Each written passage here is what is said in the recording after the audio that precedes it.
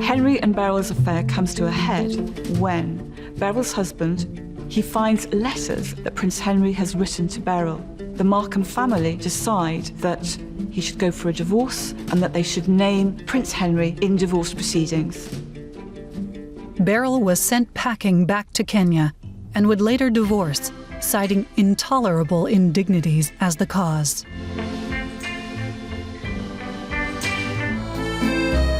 It was not uncommon, of course, for kings to have pretty interesting love lives. After all, it was almost expected that a monarch should keep mistresses, and Louis was no different. He had a very healthy libido, which enabled him to father more than 12 illegitimate children. And that was in addition to the 6 born to him by his wife, Maria Theresa of Austria. Louis said that kings should enjoy giving pleasure, and he lived by that maxim. He had about 20 mistresses. He was never faithful to his wife, Maria Theresa of Spain, and he'd often arrive late back to bed with her way past midnight and say that paperwork had kept him busy, but he was constantly in bed with his other mistresses. I mean, Athénée de Montespan, he's supposed to have made love to her at least 3 times a day. She, meanwhile, saw off her rivals by spreading all sorts of calumnies about them, such as they had scabs all over their body. That was one of her favourites. She'd say that they had a bad case of the clap, that kind of thing. There was a huge amount of backbiting at court. In Versailles, women were currency. Imagine you've got all these people, many thousands of people, all swarming. It was like a giant beehive. They're all trying to catch the eye of the Sun King. Think of him, if you like, as the queen bee. And there's 3 ways they can do this. Firstly, through their natural looks, through their curves, through their natural proportions. Secondly, through the way that they're dressed. And thirdly, via their smell. Obviously, there were many pros to catching the eye of the king. If you became the king's mistress, it would come with lots of other perks as well. You would have lovely new clothes, you would gain a position. Many of them bore him children, some even more children than his own wife. And he legitimised a lot of these children as well. So again, that's another perk. There were many pros to catching the eye of Louis XIV. Now, we've heard a lot about the opulence of Versailles, with all its splendid pomp and ceremony. But it did have a less grand side. Let's not forget that on occasion, many hundreds of people could be crowded into the palace, and there were hardly any toilets. So when nature called, people simply relieved themselves in the corridors and courtyards. The very many dogs that roamed around did the same. The smell was revolting. In fact, Versailles became known as the filthiest palace in the world. Versailles is just as glorious as it ever was. You know, sprawling palatial rooms, incredible decor, incredible furniture, everybody dressed beautifully. But it smelled terribly. It smelled like drains. What you used to have were these little, sort of like waiters, but they would be carrying piss pots, and you would sort of hail one of them, and a little boy would come scuttling over. But sometimes you couldn't wait. You would just do it there in front of you or behind the curtain, and with excrement as well. So this was all done out in the open. They didn't have the same ideas as privacy as we have today. So this kind of heady brew of sweat and human excrement and urine, this would have followed you around like a kind of hellish miasmic concoction, and it would have taken you a long time to get used to that. Versailles stank to high heaven. You know, this was a hellhole as far as most aristocrats were concerned. They were dying to get back to their country estates. Instead, they were stuck in what, frankly, was a gilt-edged prison. Probably the most famous of all King Charles's mistresses, and the one of whom it's said that he never tired, was Nell Gwyn, who worked here at the Theatre Royal, Drury Lane. She certainly had all the attributes that appealed to the royal eye. She was pretty, witty, and the least greedy of all Charles's mistresses. A lot of her early life was spent in the London slum areas that once surrounded where I am now, modern-day Covent Garden. Such was Charles's infatuation with Nell that he's said to have used a secret tunnel to meet her, but not one leading to the wing of a royal palace. No, far from it. This one leads from the Theatre Royal over here, under the road, and into this pub, now appropriately called the Knell of Old Drury. Its manager, Stephen, agreed to show me around. Tracy, so if you'd just like to come through here, just turn this on. I'm excited to see this. So this is the Knell of Old Drury's best kept secret. Behind this door is where the tunnel is, where Charles II came. Wow, look at that. And if you look, you can see this is all here, the original arch.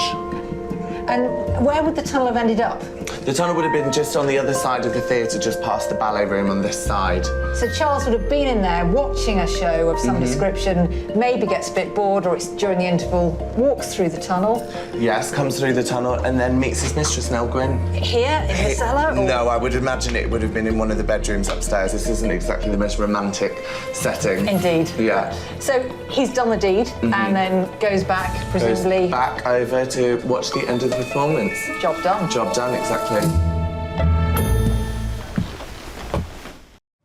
Peter, from an early age, was not a member of the rather stiff and stilted court, the imperial court in Moscow. He was brought up in a village to the east of the city, and he was more or less given free run. He mingled with peasants. From an extremely early age, got interested in things like ships and sailing. This had the effect of making him scornful of conventions and the conservative social norms of the Tsarist court, and in many ways made him his own man, a wild, free spirit.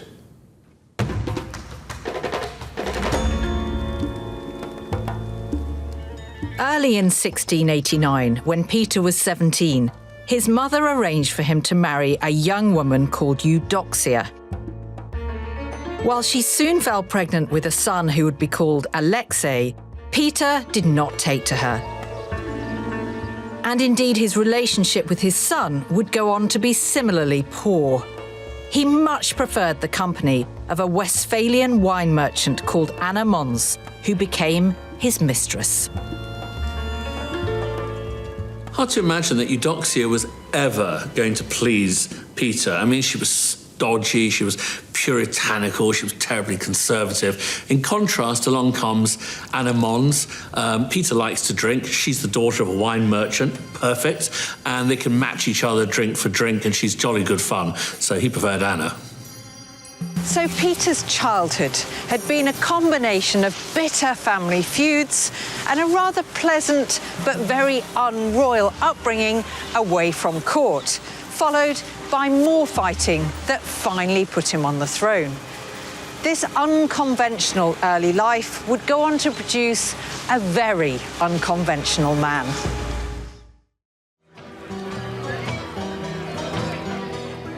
In 1691, Peter established the all-joking, all-drunken Synod of Fools and Jesters. The Synod held parties which would start at noon and go on till dawn the next day. There was ceremony on an insane level. His old tutor was appointed Prince Pope, who presided over proceedings wearing a tin hat and a coat half made of gambling cards, sat on a beer barrel. There were jesters, giants, a circus of dwarves, obese freaks and dancing girls. Peter instructed that the Prince Pope be worshipped with excessive drinking and gave officials of the Synod obscene titles such as Archdeacon Thrust the Actually, they're all too rude to say here. But to give you a flavour, there was also a group of courtiers carrying suggestively shaped sausages on cushions. On the 19th of May, 1536, Henry had his second wife, Anne Boleyn, beheaded here at the Tower of London. It was one of the most brutal acts of the reign and has been seen as a sign of his tyrannical nature, that he executed one of his wives for failing to give him a son and heir. But that's not the whole story. In fact, Anne was partly framed by the men surrounding Henry for their own personal gain.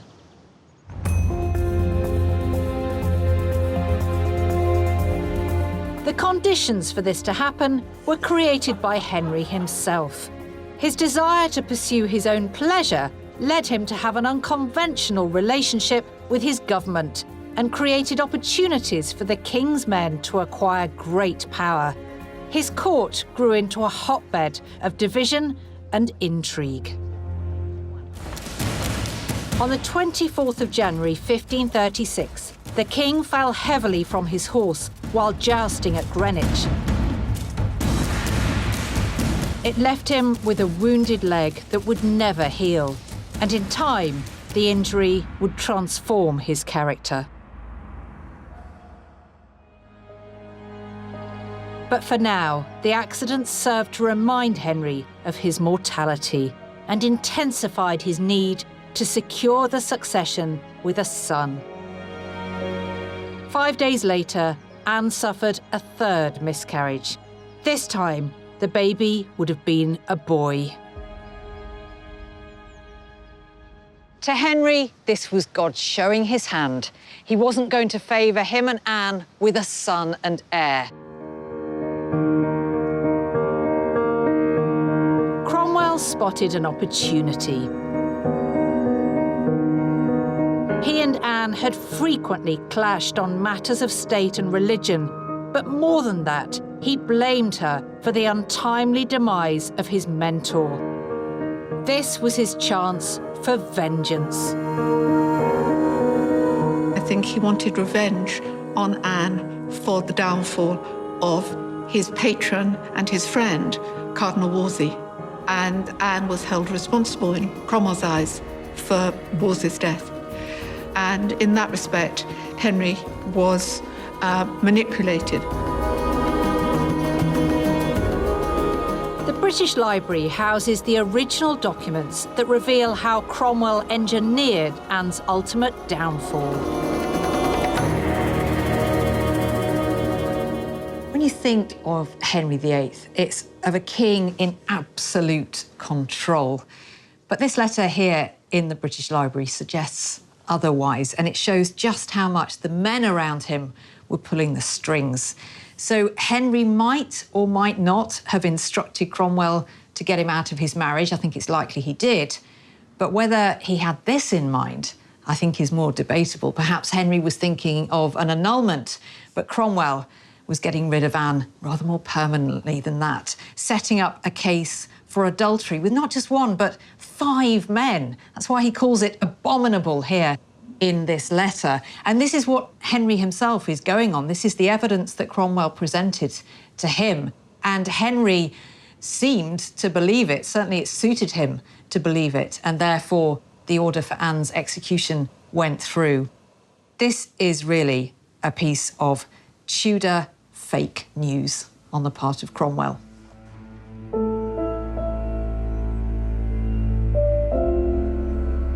Cromwell had constructed a case in less than a week that had reduced Anne and the Boleyn family's reputation to tatters. Even her own father would turn against her. Her name is to be dragged through the mud. She's going to be accused of incest with her own brother. And her father will sit on the commission that finds her guilty. On the 17th of May, 1536, George Boleyn was executed. 2 days later, Anne Boleyn departed her apartments at the Tower of London for the final time. I've come to Kensington Palace in London to meet Isabella Carassa, who has arranged to show me the waistcoat George III wore during his final days. Okay. Oh, look at that. Yes. That's astonishing. So this is George III's sleeved waistcoat. Wow. We actually think this is from 1820, the year that he passed, and it really shows the condition of his health at that point. And what clues does this give us of George's so-called madness? Well, actually, it gives us a lot of clues. So the first one, the enlarged sleeves. So we have a little panel adding a little bit more to the shoulder. And that would have helped his servants dress him, would have given a little bit more give to the clothes, because at this point, it's not only he was, as they called, mad, but his hearing, his sight, they were all going. So he was in a very much vulnerable state. He sort of became something of a vegetable. He retreated into himself, he lost touch with reality, and he started babbling for hours on end. On one occasion, he babbled for over 50 hours. Babble, babble, babble. His hair was grown long, so he looked like a sort of Merlin figure, and he would foam at the mouth. You know, with all the kind of spectacle of monarchy, this is the very last thing that you wanted to happen to a ruler, so he had to be kept away.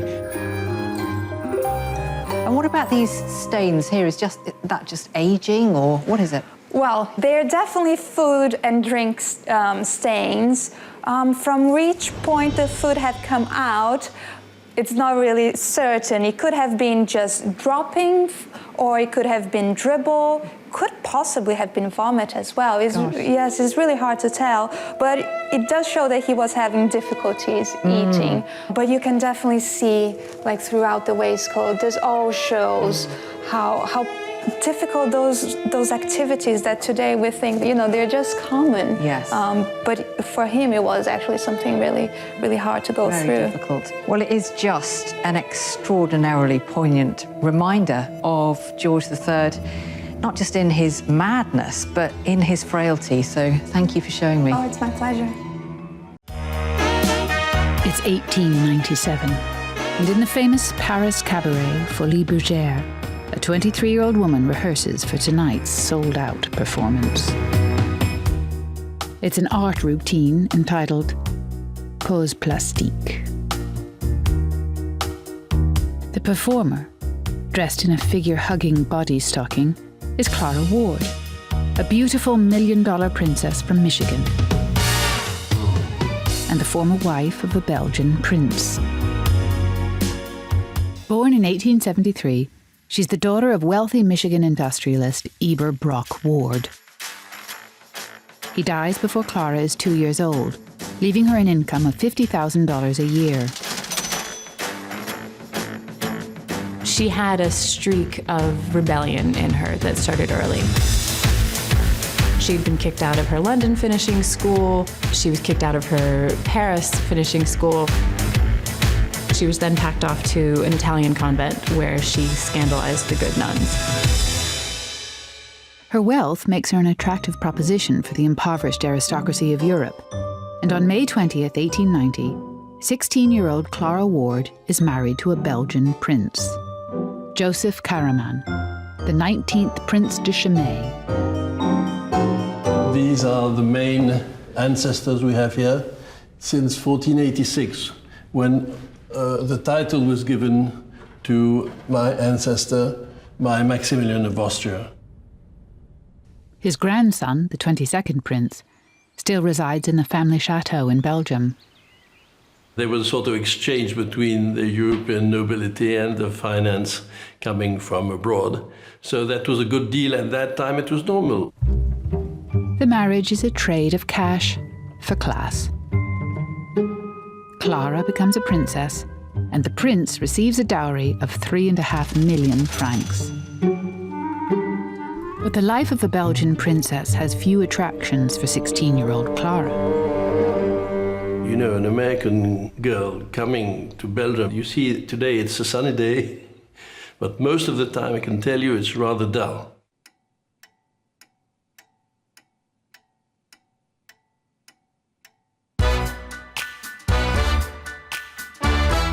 The first 4 years of marriage produced 2 children, but Clara is soon looking around for more excitement.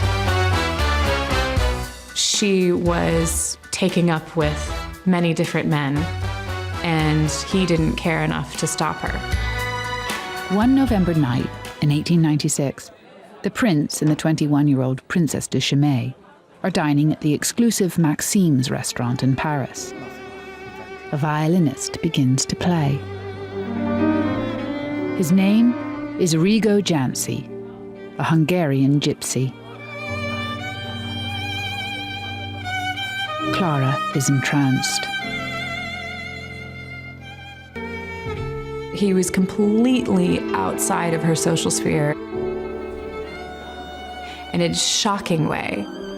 She could not have made up a less suitable person for her to have an affair with.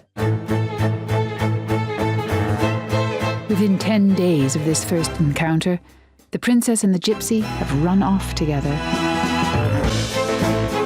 The prince is in the Brussels divorce court just weeks later. The divorce was a massive scandal, an exciting, exciting scandal. It was the most entertaining thing that had happened to the Belgian courts, possibly ever.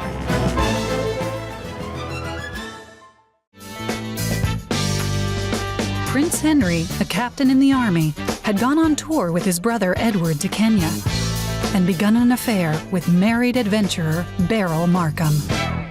She was the worst kind of courtesan for Prince Henry to have. She'd been married twice, she's just had a son, she's a commoner, she had worked for a living. A few months after their affair began, Beryl had arrived in London and had been installed at the Grosvenor Hotel on the very doorstep of the palace, minus her husband. Henry and Beryl's affair comes to a head when Beryl's husband, he finds letters that Prince Henry has written to Beryl. The Markham family decide that he should go for a divorce and that they should name Prince Henry in divorce proceedings. Beryl was sent packing back to Kenya and would later divorce, citing intolerable indignities as the cause. Prince Henry, now purged of his scandalous love affair, had finally made his match. A year after George and Marina's marriage, Henry also found a bride, Lady Alice, who was the daughter of a wealthy Scottish landowner. On this great day of public rejoicing, a brilliant sun shines on the bride and tens of thousands who have come to London to see the third son of their Majesties the King and Queen married to the daughter of an ancient Scottish family.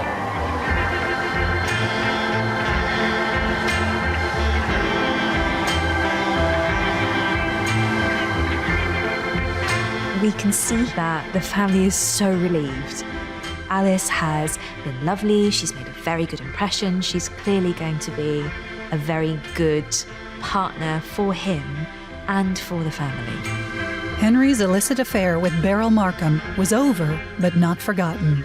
Prince Henry, I think, found it very difficult to end the affair despite the pressure bearing down upon him. Eventually, he had to conform, and duty had to come first, and eventually the affair petered out. Princess Margaret's father, King George VI, wanted to honour officers who distinguished themselves during the Second World War. He came up with the idea of appointing such people as his equerry for a period of 3 months at a time. In March 1944, the position was given to a tall, slim, dashing former fighter pilot. The royal household loved him, and the king saw him as the son he'd never had. So he decided to keep him on permanently, and his name was Peter Townsend. Rumours of a romance between Townsend and the princess had persisted for some time, but they had always swiftly denied them. But in reality, their love was blossoming, and in April 1953, Townsend proposed marriage to Margaret. This was to begin a very difficult period of Margaret's life because Townsend was not seen as a suitable match for the sister of the Queen. He was 15 years older, a commoner, and a divorcee, at a time when the Church of England didn't recognise divorce. Well, you have to remember that we were in the age of deference when Peter Townsend and Princess Margaret's romance blossomed. Divorce at the time, in 1952, would have been absolutely unheard of in royal circles. A divorcee couldn't even enter the royal enclosure at Royal Ascot, never mind marry a royal princess. It was just unheard of, unthinkable. Despite the controversy a marriage to Peter Townsend was bound to provoke, Princess Margaret said yes when he proposed in April 1953. But due to the 18th century Royal Marriages Act, she needed her sister, the Queen's permission, for the marriage to go ahead. But the Queen, bound by her position as Supreme Governor of the Church of England, told the pair she couldn't get involved.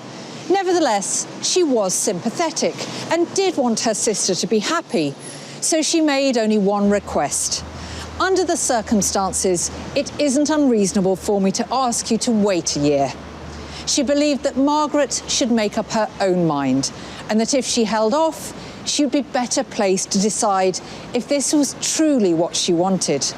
And to be honest, perhaps she hoped that the whole thing would just blow over.